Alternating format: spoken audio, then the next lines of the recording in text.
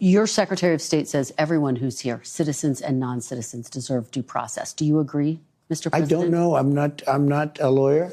I don't know. Well, the Fifth Amendment says I don't know. as It seems it might say that, but if you're talking about that, then we'd have to have 1 million or 2 million or 3 million trials. We have thousands of people that are some murderers and some drug dealers and some of the worst people on earth. Some of the worst, most dangerous people on earth. And I was elected to get them the hell out of here, and the courts are holding me from doing it. But even given those numbers that you're talking about, don't you need to uphold the Constitution of the United States as president? I don't know. I have to respond by saying again, I have brilliant lawyers that work for me. It's Ken Harbaugh with the Midas Touch Network. I hope you caught that. That was the President of the United States unable to state unequivocally that he would uphold the Constitution. I'm old enough to remember when Donald Trump posted on social media during the last campaign that he would terminate the Constitution if he could. We talked about it at the time here on this network, and predictably, the Trump sycophants and enablers said we were overreacting. But I have lost count of the number of times this president has flouted constitutional norms, from his very first presidential act, the so-called Muslim ban, to his lawyer's claim that he could order SEAL Team 6 to assassinate political rivals and be immune from prosecution, to his repeated and persistent violations of the Emoluments Clause as he uses his presidency to enrich himself and his family. But through all of that, there was at least a veneer, a pretense of respect for the Constitution.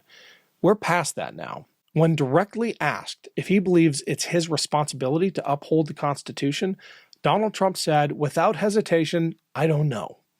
More than anything, what gets me is the casualness of his response, the ease with which he dismisses the most important aspect of his oath of office. Every person I served alongside in uniform swore an oath to support and defend the Constitution of the United States.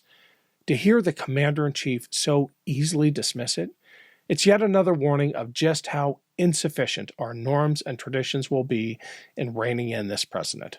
I spoke with journalist and author David Rothkopf about all this. He's got a brilliant new article out that details many of the constitutional violations of the first 100 days of Trump's second term and how perilously close we are to autocracy. Here's our conversation. Welcome to the Ken Harbaugh Show. I'm joined by David Rothkopf, a foreign policy expert, host of the Deep State Radio podcast, and the author of many books and the Substack Need to Know. Thanks for joining us, David. It's good to be here. Thanks for inviting me. Your latest Substack is a litany of Trump's failures in his first 100 days, which is something a lot of people have been writing about.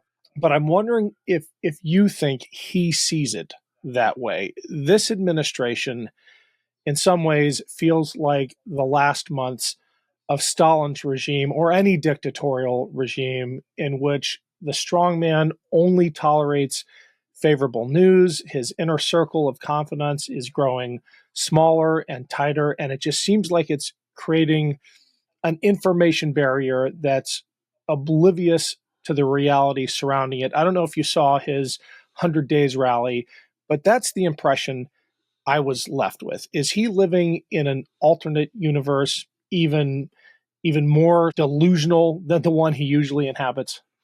Yeah, no, there's no question about it. He is. But, I've written a number of books on how the White House works, how the policy apparatus in the White House works. And one of the phenomena that you encounter in studying this is something called groupthink. This happens in almost every White House, where everybody in the White House is hanging out primarily with each other. They're busy. They're working around the clock. And they start to sort of, believe their own bullshit. They're like, well, okay, we're saying this and that must be so. And it just amplifies itself. And it's very hard for people in any ivory tower to be in touch with the real world around them. But in Trump's case, I think we're at a kind of a inflection point in that, where we're going from the usual kind of destructive groupthink to fatal groupthink, where it's not just that they believe their own propaganda, It's that most of what they believe isn't true. And that's because Trump is a liar. The people around him are liars. The people around him thinks they want to hear lies. And the result is that the world, as you say, they're out of touch. They're living on another planet. I mean, first of all, a bunch of Trump and a bunch of the people around him are billionaires, right? They're not even going to be affected by most of the bad policies that take place. So they're at a remove to begin with.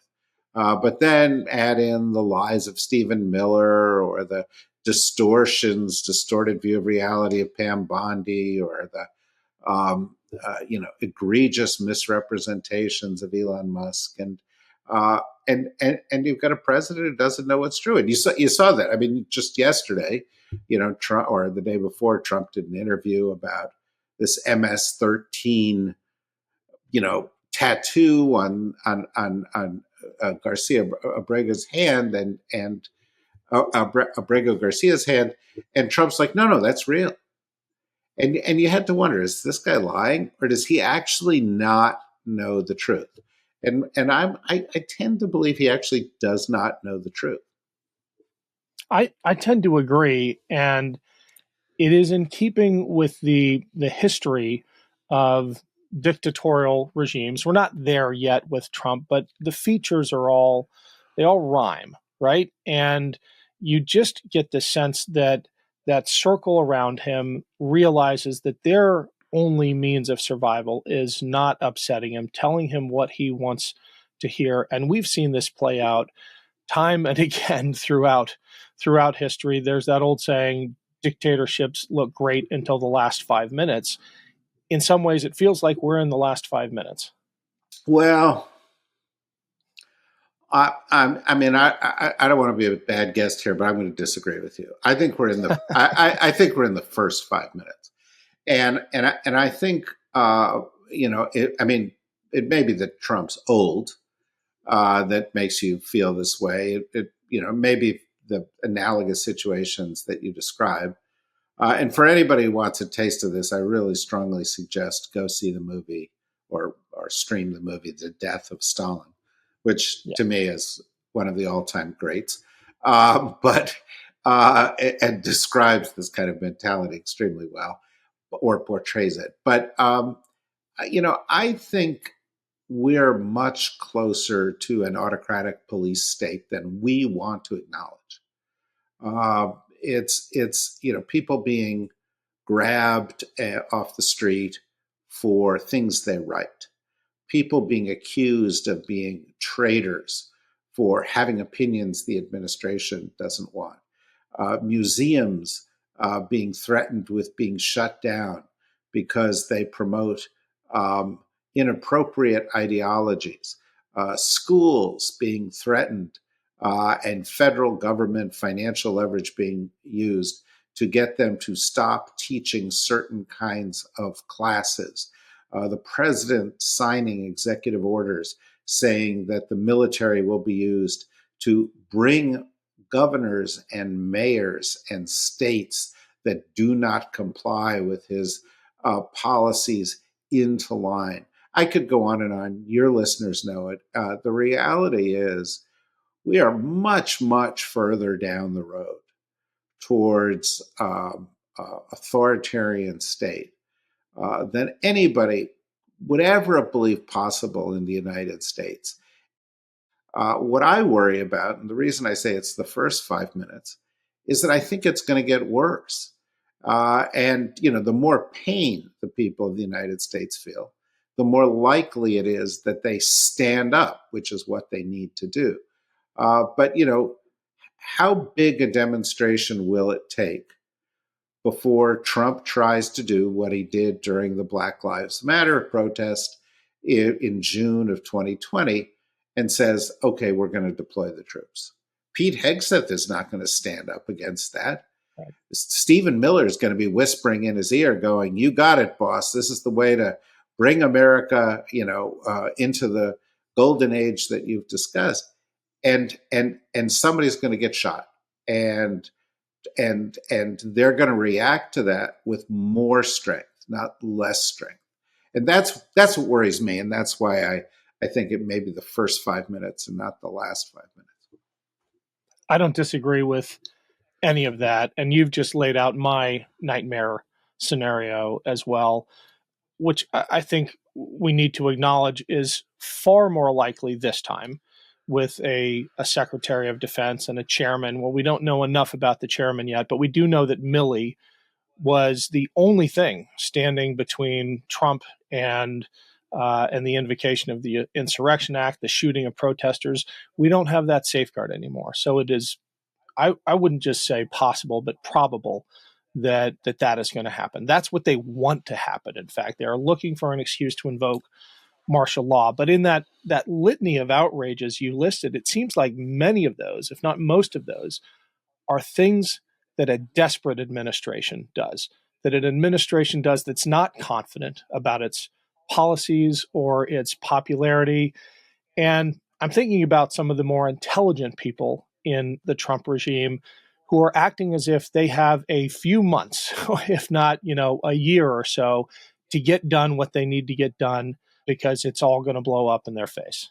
Who are they? JD Vance. Well, okay. We can debate JD Vance's intellect if you like, but I don't think JD Vance is a hugely consequential player in all of this. I think he was put there as a sop to Peter Thiel, possibly Musk and that crowd. I think he will do what he is told to do. He has proven to be a political weather vane, and pointing in the direction of whichever way the winds are blowing. And I would be more concerned about others. I wrote a book at the end of the last Trump administration called American Resistance. In the book, I went and I talked to a lot of people in the Trump cabinet, sub-cabinet, senior people, been Republicans all their lives. People like Mark Esper, who was also influential in the decision that you just talked about, but other cabinet members, and every single one of them said, if Trump gets reelected, what he's going to do is he's going to gut the government of anybody he thinks is in opposition to him. He's going to place loyalists in, and he's going to strike back at what he has seen as government efforts to bring him down, and what we would consider to be the checks and balances that have long made our government more functional, better than many other governments in the world. And what all these people said to me, I talked to over 100 of them, is exactly what's come to pass. The Trump is focused on a government in which loyalty to Trump is the goal, is the achievement. As you may have noticed, we're 100 days in today. Congratulations, happy 100 days. And they've achieved nothing, zero, no legislation, no major achievements. Every single major campaign promise, rounding up, more people than anybody ever rounded up on immigration, improving the economy, using tariffs to create jobs and make us prosperous, making America respected in the world today. Literally every single promise he made has not only not been kept, but has been met by the reverse, negative steps, pain, and they've achieved nothing except one thing. They're breaking down the institutions of the U.S. government in order to get maximum compliance with Trump, maximum comfort for Trump, a Trump-centric view of the world that supersedes the Constitution, our laws, our traditions, our institutions. And that has been their primary goal. And we all pay a huge price for it. And as we both said, I'm afraid it's going to get worse before it gets better. That was part 1 of my conversation with David Rothkopf. Check out part 2 tomorrow, where David provides a roadmap for how we can use Trump's missteps to fight back. See you then.